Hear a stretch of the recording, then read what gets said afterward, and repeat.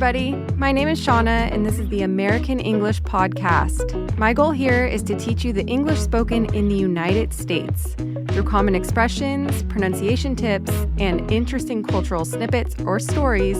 I hope to keep this fun, useful, and interesting. Let's do it. Hi, everyone. Welcome back to episode 196.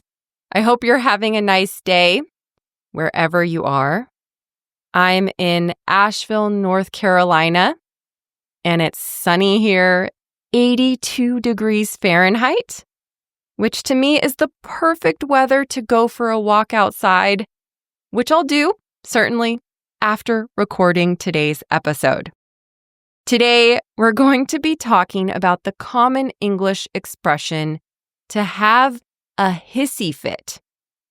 It's kind of funny, and once you learn it, I guarantee you'll start hearing it in English conversations, on TV shows, especially when there's a lot of dialogue and annoyed people, and wherever you listen to American English. Just like in all of my expression episodes, we'll start with a joke. Then we'll move on to the history of the phrase, also known as the etymology. We'll go through the meaning of the expression, and then I'll give you a lot of examples so you know exactly when and how to use it. At the very end, we'll do some pronunciation practice together, so don't skip that part. It's quick, it's fun, and it's important to get the right sound coming out of your mouth. As usual, expression episodes are part one of a two-part episode. Next week's cultural part ties in perfectly with today's expression because it's about a whole bunch of creatures that might cause someone to have a hissy fit. The escape of the pythons in the Florida Everglades. How did they get there? Why are they such a big deal? We'll talk about that in detail next week. And believe me, listen to that episode. It sounds like something you'd read about, like some science fiction story. And you'll walk away thinking, what? There's no way that happened. It did. Listen to the second part. Now, let's not get ahead of ourselves. We're going to start today's episode with a joke. This one is going to be silly. Ready? What's a snake's favorite subject? Any ideas? History, of course. Do you get it? Yes. This is a play on words. It's a pun. The word hiss, it's the sound that snakes make. Sss. That's a hissing sound. Cats also hiss when they're angry. If you try to put one in the bathtub, they might hiss. Their hiss sounds like this. Do you like my sounds? The point is, snakes and cats hiss. So when you say history, you're actually hissing. You're making the sound of a snake. Let's hear the joke one more time. What's a snake's favorite subject? History, of course. Or you could also say science or social studies. Yeah, silly, but it fits in with today's expression to have a hissy fit. Let's go through it. We'll start by breaking the expression down word by word. To have usually means to possess, but in certain contexts, it can also mean to do or to perform. For example, let's have lunch. In other words, let's eat lunch. Let's do that activity. Let's have lunch. Hissy, well, hiss, as I mentioned, is the sound. So it's sort of like this. And fit is an outburst. So together, a hissy fit is a dramatic overreaction. It's similar to a tantrum, a blow up, or a meltdown. So to have a hissy fit means to get really upset or overreact to something, usually in a dramatic or exaggerated way. For example, imagine someone draws a beautiful picture and then spills water on it. Rather than taking a deep breath and getting a new paper to start over, they throw a hissy fit. This is what it would look like. They scream at the drawing. They knock the cup off the table. They stomp over to the kitchen, return to the drawing, and rip it into 100 pieces. Yeah, that's a dramatic reaction. It's an overreaction, right? So that is definitely a hissy fit. In this situation, someone nearby might say, "What's with the hissy fit?" Or, "Wow, what happened? Why the need for the hissy fit?" I can hear a mom actually telling a child that. It's not usually meant in a harsh way. It's sort of, it can be playful and as if they're teasing. Calm down. Don't have a hissy fit. Similar phrases in English include to freak out, to throw a tantrum, and to blow a fuse.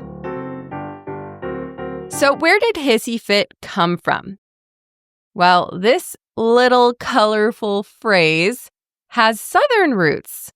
So it's from the region of the United States where I currently live. People back in the 30s and 40s would say someone was throwing a hissy or having a hissy when they were overreacting. Then at some point, someone decided to add fit to the end, hissy fit, and it stuck. The first recorded use of hissy fit was in 1967. So let's go through a few examples so you can hear it in everyday context. Example number 1. Ever since my daughters were pretty young, I've regularly scheduled TV time in Portuguese. And for me, it's a win-win. It gives me a moment of peace, which as a mom, I need at times. And for them, it's listening comprehension practice since the shows are age appropriate and there are a lot of visuals, which helps with language acquisition, right? Don't know a word? Look at a picture. Great. They love it. I love it. The only issue is we don't have cable TV. We often do this on Disney Plus, which requires an internet connection. Occasionally, the internet stops working. That's life. And the screen will freeze. Maybe there's that little spinning signal on the front. Now they're used to it, but when it first happened, both threw a hissy fit, or both had a hissy fit. "Mom, Julia broke the TV." "I didn't break the TV." "Yes, you did." "No, I didn't." And then somehow they would end up screaming and crying. And my response was, "Whoa, relax. It's just Wi-Fi. It's just the internet. It'll come back. Don't have a hissy fit." In other words, there's no reason to freak out. There's no reason to panic or overreact. It'll be back in a second. Don't have a hissy fit. Now here's one other example, this time in a restaurant with a picky eater. Example number 2. Imagine that you are the type of person who likes to fly under the radar. In other words, you don't like to be the center of attention. You don't like to draw attention to yourself. However, you have a friend who is a picky eater Let's call her Susan. And every time Susan orders at a restaurant, she makes a scene. She complains to the waiter or waitress that her onions aren't prepared right or the meat is undercooked. Every time, without fail, there's some problem with her meal and she throws or has a hissy fit. Now, what does a hissy fit look like in a restaurant? Well, this is what Susan does. Why do they always mess up my order? Honestly, restaurants can't do anything right these days. I can't eat this garbage. This is just what I needed. My day is ruined. Then after she finishes her rant, her angry speech, she throws her napkin down on the table as if she's going to get up and leave. You might say, wow, what's with the hissy fit? Why are you so riled up about this? Why did you react so strongly? Why are you so angry? What's with the hissy fit? Have you ever seen somebody do this in a restaurant? How would you respond to Susan? Would you tell her to take a chill pill? Or would you try to dig and see if there's something else bothering her? Lots of times when someone has a hissy fit, there's something else happening. Maybe they're tired, maybe they're hungry, maybe something else in life is frustrating them. Sometimes there's issues that we can't really see. All right, let's move on to the last example. This one involves teenage sisters and fairness. Now imagine there are two sisters and they're both teenagers, 13 years old and 16 years old. One day, you tell your 16-year-old that she can take your car downtown to go shopping with friends.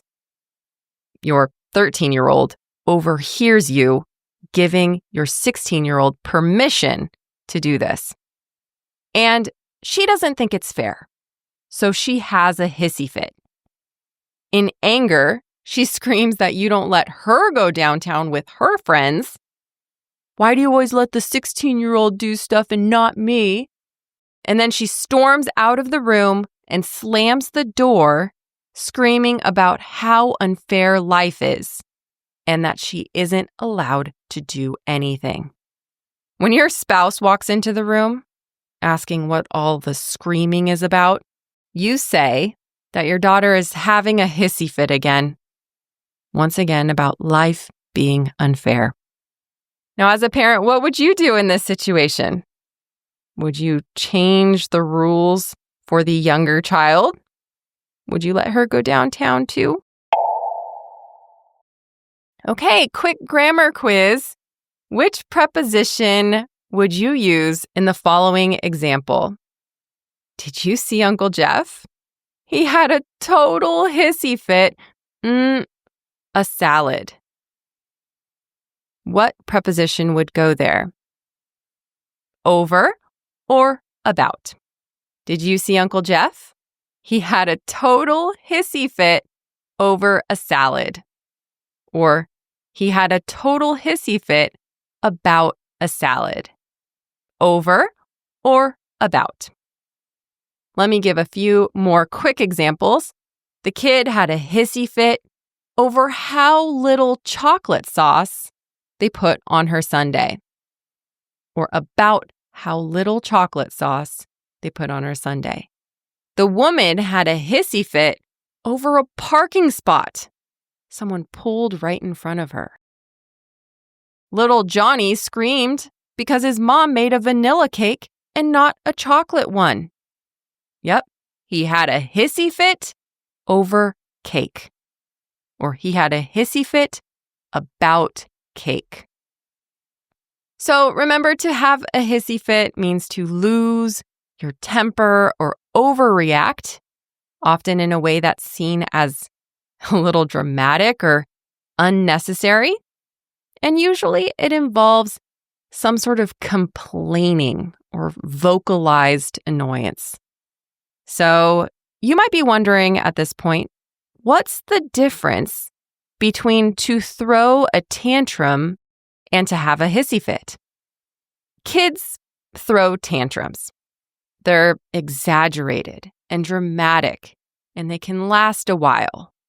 We've all seen that kid in the grocery store yelling and screaming on the floor because they want their mom or dad to buy them some chocolate or candy, or maybe a toy.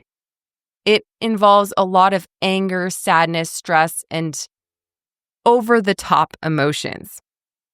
And we don't often say adults throw tantrums unless they're truly acting like a child.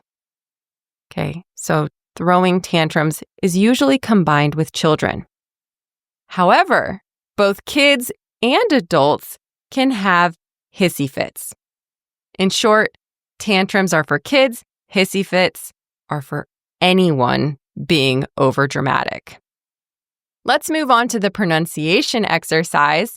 We'll use the statement, calm down, don't have a hissy fit about it. Repeat after me. Calm down. Calm down, don't have a hissy.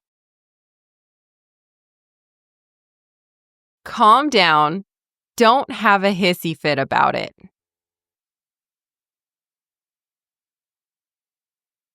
Calm down, don't have a hissy fit about it. About it. Let's move on to the conjugation. Repeat after me. I've had a hissy fit before. You've had a hissy fit before. She's had a hissy fit before. He's had a hissy fit before. We've had a hissy fit before.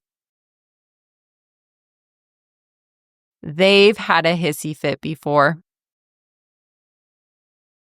Notice how hissy has that clear hiss at the beginning. Think snake.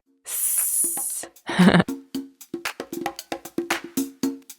hope you enjoyed today's lesson. And get ready, because next week's episode is going to be wild. We're going to be talking about how giant pythons ended up in the Florida Everglades and what's being done about it. It's also crazy. I'm looking forward to it. Hope to see you next week. And until then, no more hissy fits. Just keep practicing your English. Bye, guys. Thank you for listening to this episode of the American English Podcast. Remember, it's my goal here to not only help you improve your listening comprehension, but to show you how to speak like someone from the States. If you want to receive the full transcript for this episode, or you just want to support this podcast, make sure to sign up to premium content on americanenglishpodcast.com. Thanks, and hope to see you soon.